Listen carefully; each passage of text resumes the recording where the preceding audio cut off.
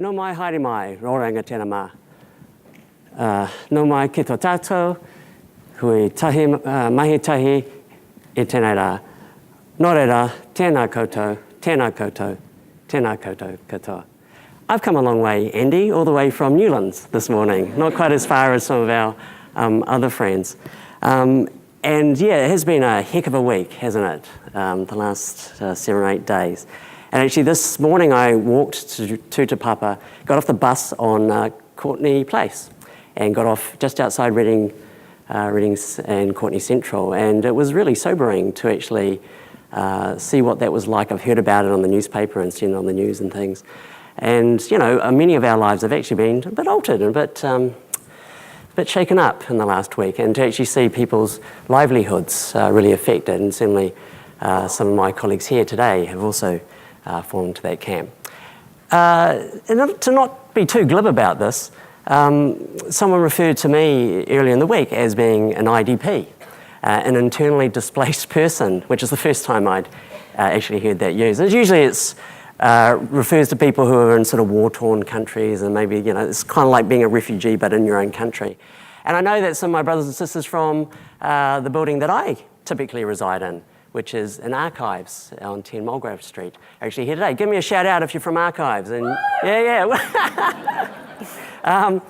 I have a seat here at Archives. I actually used to have, I'll admit to you, used to have 2 desks, one at National Library and one at Archives.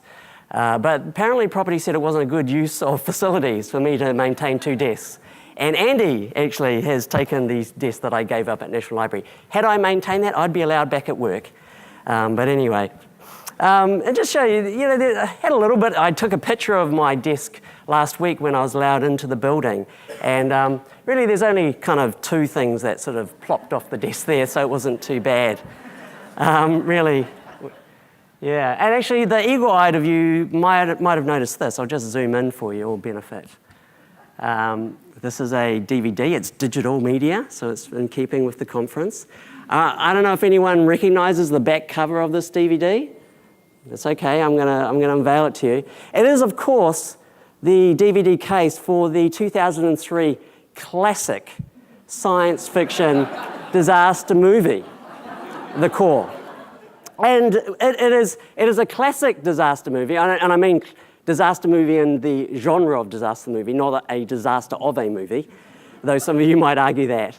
And I love the tagline, the only way out of their situation is to go into the core. So for those of you that haven't experienced this magnificent cinematic epic, it's about the world that's fallen into calamity and huge natural disasters. We're talking superstorms and earthquakes, much like what we've felt ourselves, all around the world because the Earth's core has ground to a halt. And so the protagonists, the heroes, must restart the Earth's core and make the world a safer place. Now, in doing my research, so, you know, this DVD, you know, is really important to me, obviously, which is why I have it at work. But it also, it relates very much to the things that we've been experiencing here. And a little bit of a spoiler alert here, okay? So if you haven't seen it, I am just going to spoil a little tiny part of the story and the plot here. But the protagonists find out that these natural disasters are wholly and entirely man-made. These natural and, in fact, very unnatural acts by man have created these disasters. Does that sound a little bit familiar? You might have heard about some of that stuff in the media. And as it turns out, and guys, I can't make this up, but the thing that caused these events in the film The Core is actually called destiny. You cannot make this up, people. Deep Earth Seismic Trigger Initiative. And just like the other destiny that we've all heard about in the media, they're very well funded, a very well funded military organisation.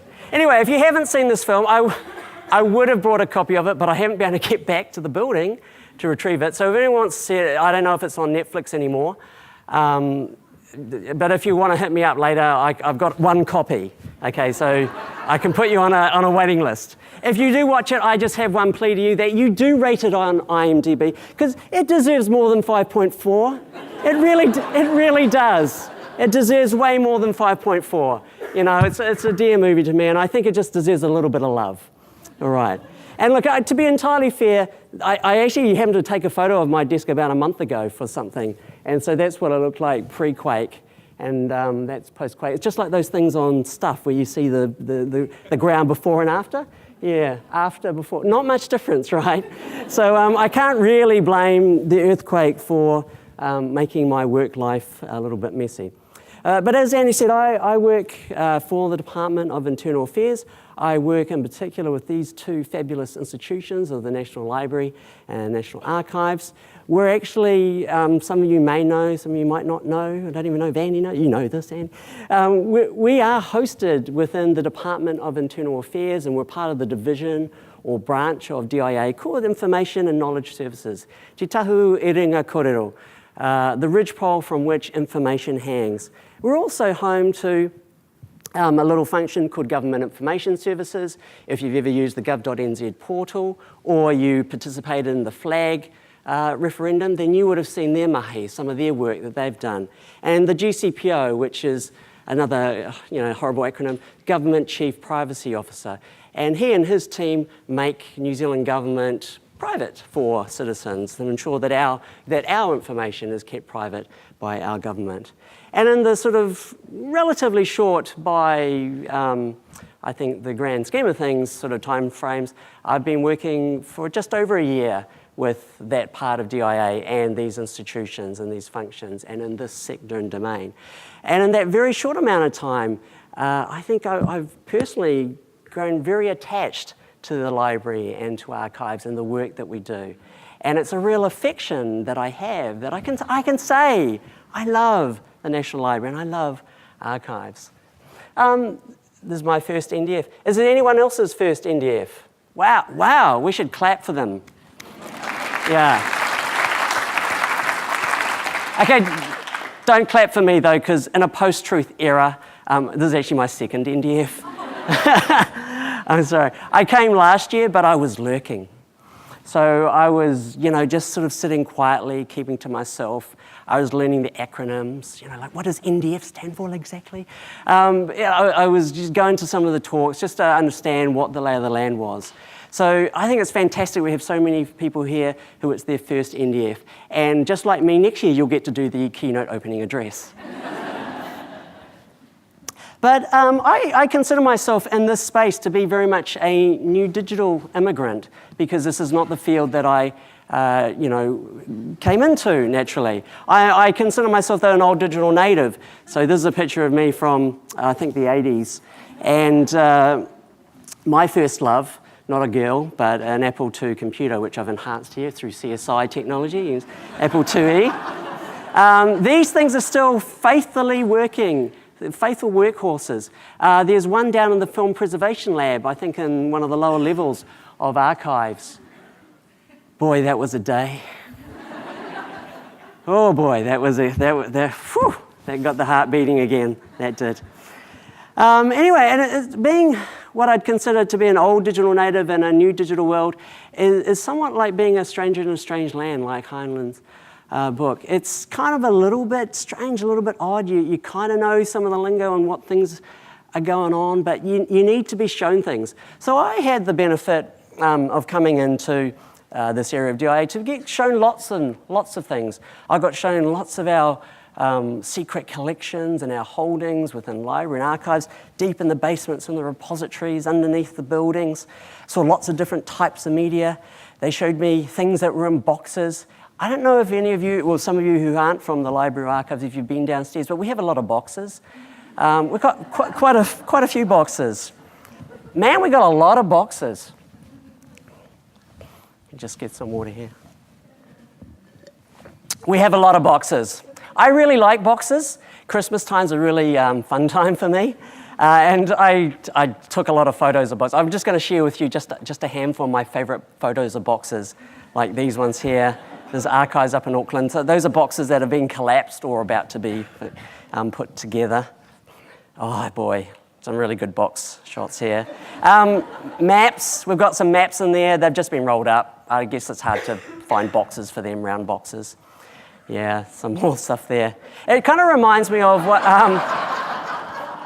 yeah, you know what this is? Clearly you do.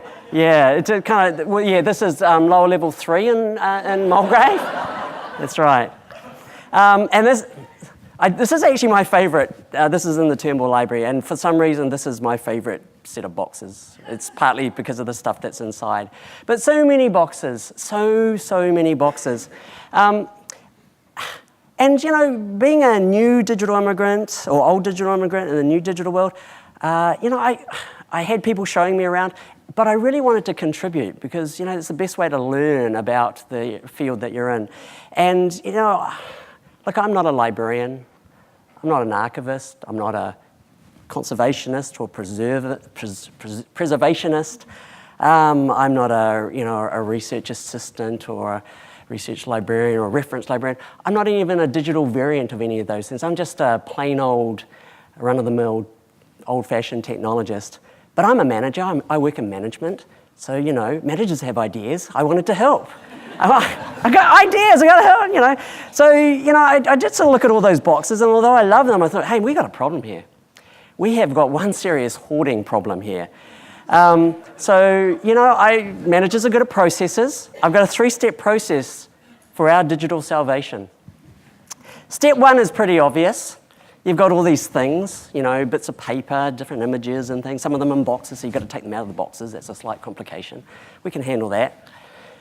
We use, you know, some imaging technology. I got like an old digital camera at home. It's like a 1.5 megapixel. I can lend that to the library and to archives. We can take some photos. We'll turn them into some useful formats. PDF sounds good to me. And we'll digitize them. We'll throw all that stuff. You've heard of the cloud. It's quite a new shiny thing.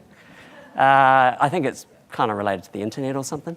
But we'll throw all that stuff. We just upload that to the cloud. The cool kids can just use Google, search for stuff, and they're happy. Fantastic. And of course, we've got some stuff left over.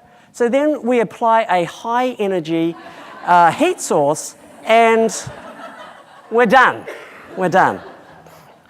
There is precedence for this, ladies and gentlemen. This is an empirically proven formula. I've done my homework. I did my research. This actually works. We had a big conflagration in the Hope Gibbons building in 1952. So we know that, you know, with a fair degree of accuracy, that this process works, ladies and gentlemen. Well, at least the last part. I don't know about the earlier bits. It's not perfect. This one got away. So, you know, we'll add a bit more charcoal or whatever to the fire and we'll get there. And as many of you know, actually, that fire was kind of the precursor to the Archives Act of 1957, when actually we realised that we lost a part of ourselves that day. We lost a part of our history, part of our memory.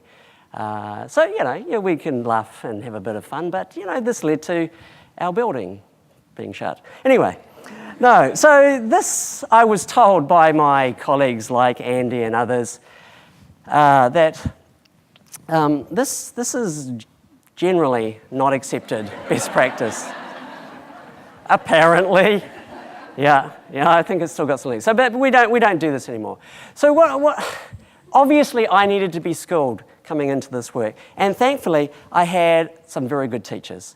I had a wonderful group of people from across the library and archives who came to help me work on this mahi of our digital strategy. And I think they are superheroes. They're kind of a blend of Marvel and DC because they don't really mean anything to me. But yeah, and you'll see some of those names there. Some of them are actually here. Andy's one of them. He's the Flash, which pretty apt, I think. It's pretty Flash. But yeah, and some of these people are probably in the auditorium here, or they might be here later in the day.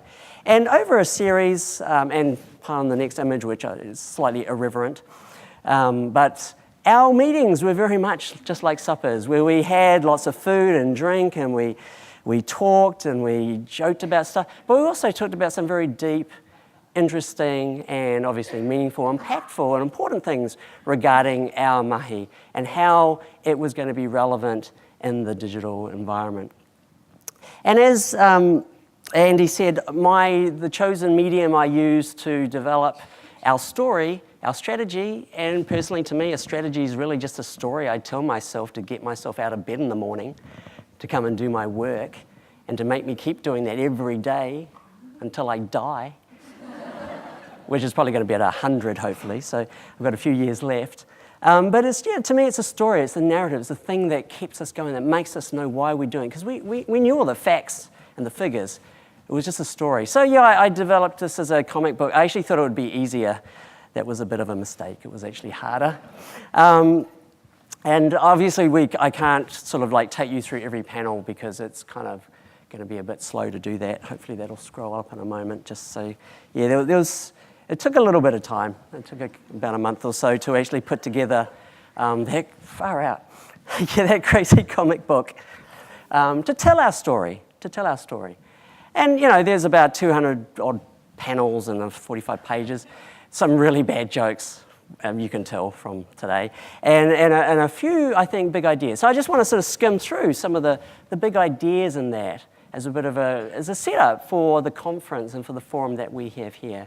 So what we played on very much is this notion of memory, which to me, as an outsider to this culture and heritage sector a year ago, was this idea where we talked about memory institutions, and I was just fascinated. That's such a weird name to use for institutions like Te Papa, the library, Auckland Museum, Ngā Tonga Sound and Vision, countless archives and museums and galleries. Memory institutions. And of course, National Library has some really interesting legislation that dictates what it's got to do, just like archives does.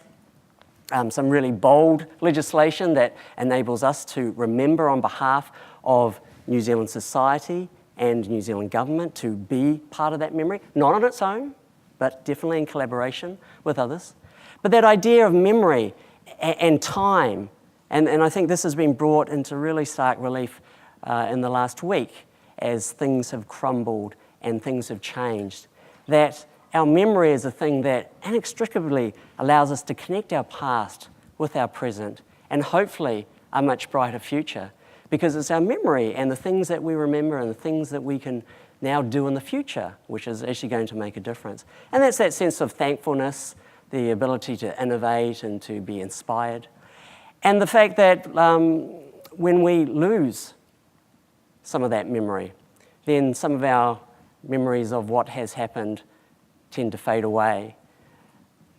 The presence may be a little bit dimmer. And then, I'd really worry that that leads to a much darker future. A darker future where we don't remember about some of the things that we've done. We've forgotten some of the lessons. We're not being accountable for some of the things that have gone by in the past. But that's maybe a bit too somber. So the world that we're in, obviously, is moving from that physical information world into that digital information thing. We've got the cloud, we've got the internet. So that changes the very nature of the memories that we have.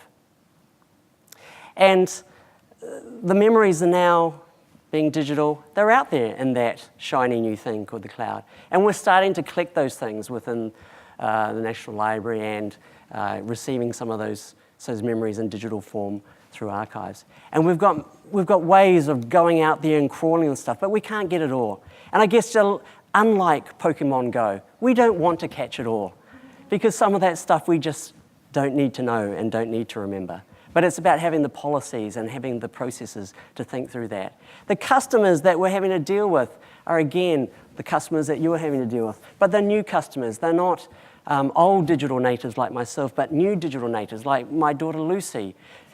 She's a maker, she's a learner, she is highly empowered, she's probably going to be very connected, and I hope she's going to be extremely civic-minded, so she's going to care about the country there and the communities that she lives in. But that's going to mean she's got to know about the past in order to create the present and that future. And she's going to be growing up in a New Zealand that's very different to the New Zealand that I've grown in, at a very, very different colour wheel. She won't be taunted by kids, hopefully, at school for being, well, she's not full Chinese, she's half Chinese and half German. Probably even more reason to taunt her. No.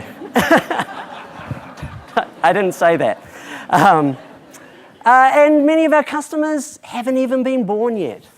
So, there's this thing of how do we deal with meeting the needs and the expectations and collecting the past and the present for those who haven't even been born yet, who might need to know about what's happened before them. And of course, sometimes we're dealing with the ephemeral nature of the digital environment and good formats like our trusty WordStar 2000 word processing format. And sometimes, they just don't last. And we spend an awful amount of time working through ways to transform them or finding clever ways to be able to resurrect them from the dead using newfangled technology. And of course, the C word has to be spoken, copyright. This poses all sorts of interesting challenges to us in the digital era for a construct that was obviously designed and developed in a very, very non-digital time. And it's totally ripe for disruption.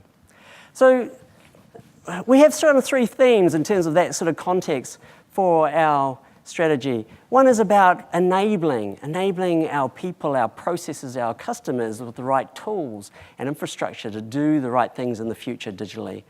The next thing is around enriching our content through metadata, through linking it, through making connections with other people's collections. And finally, about engaging with our customers, those that are now here, those that are about to be born, and those that can be connected with and engaged through emotion and imagination. And we want to develop the best digital tools that can really exploit what the digital environment can do for us, like totally warping space and time so that the reading room and the artifacts that we have in front of us here in Wellington or around the country can be viewed anywhere on the planet, anytime, in any place. Or to experience content in a way that you couldn't possibly do in analog form. And this is a photograph that, actually I found this on the first day when I came to work. And it was digitized, and thankfully it was digitized, because in this photo, when I was zooming in, I was able to find my grandmother. Yeah. It did make me cry, actually, for all the right reasons. But I couldn't possibly have done that from the tiny little negative that I actually subsequently touched and held in my hands. I had gloves on, by the way. But it was tiny, and it was in a little negative space. I couldn't possibly have found my dear grandmother in that. And of course, we're starting to think about the stuff that we have, not just in terms of individual artifacts and individual items and records or manuscripts or books, but in terms of big content, because this is something that we have to offer that no one else can offer. And I mean everyone here. That we can take the content that we have in digital form and make it available at scale. Big content, more than just big data. It's the sort of thing that the digital humanities people are dying for. They're begging us for it. And we have it in our midst. We just have to find ways of opening it up. We also want to make sure that we are ready and fit for a different type of future where machine intelligence, artificial intelligence, agents are actually going to do things on our behalf and for us. How do we integrate our content and make that available so that machines can do things on our behalf rather than always having to rely on people? And of course, in terms of enriching, I love this talk about this idea of a hypercollection. Here you'll see some other things, and there's obviously countless other collections and holdings out there across New Zealand and the world that we would love to have a much tighter connection through open data and through our metadata and various classification schemes so that we can create the types of connections that are actually useful and meaningful to New Zealanders. And these are things that we've experimented with. So Digital NZ with their Concepts API was an early precursor to this. But that idea that content scattered across New Zealand, across different archives and different repositories can be connected around common ideas and things which are actually useful and meaningful to me as a New Zealander.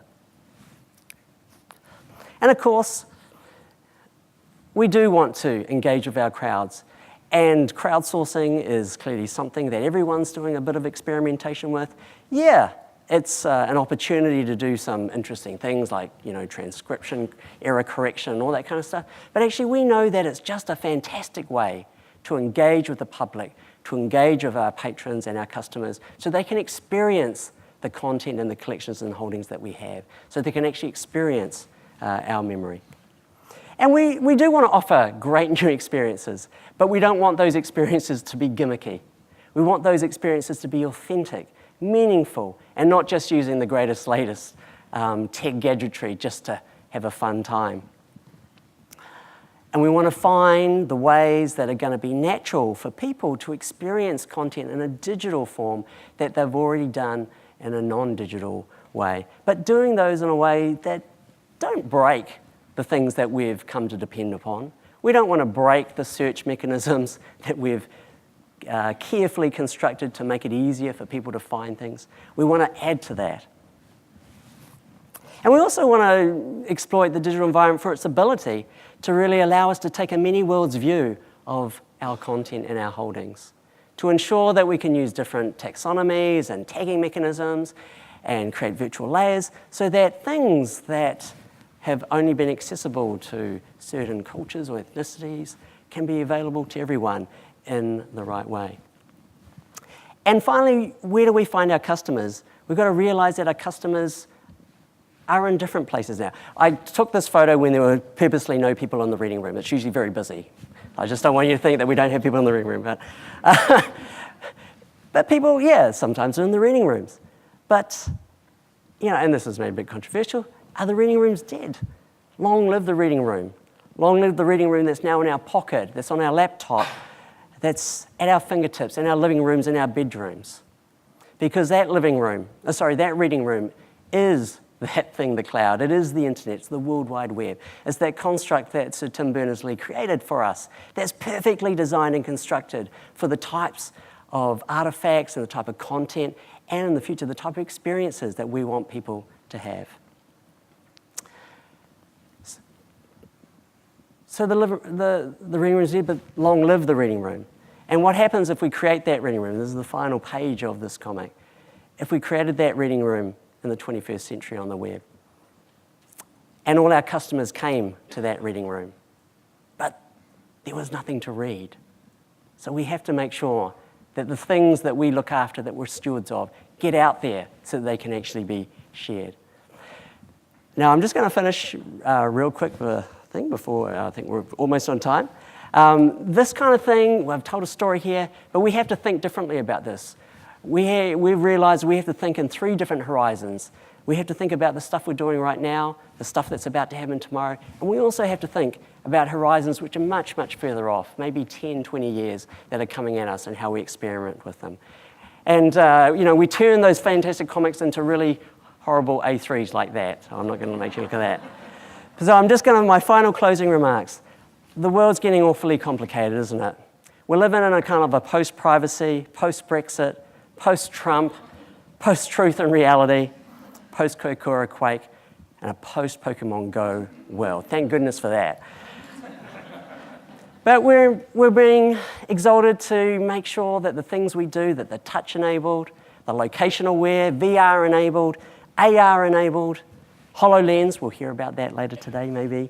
We're told to be data first, brand first, mobile first, API first, cloud first, screen first, and actually yesterday I saw my wide feed, camera first is now a thing with Snap spectacles. It's all really a little bit bewildering.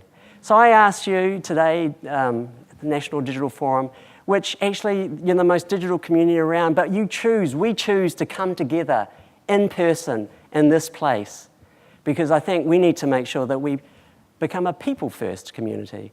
We need to ensure that the things that we do, they cater for all those technical gadgets and wizardries and digital things, but we must fundamentally be people-first because as people, if we have empathy, if we can create actual impact from the work we do, as people that have the ideas, the imagination, creates the innovation, drives the innovation in our country, and also creates the really meaningful kind of connections that you're going to get here for the next couple of days that you couldn't possibly get on the internet.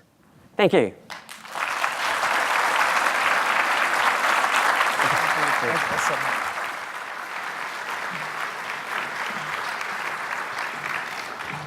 Thanks, Richard.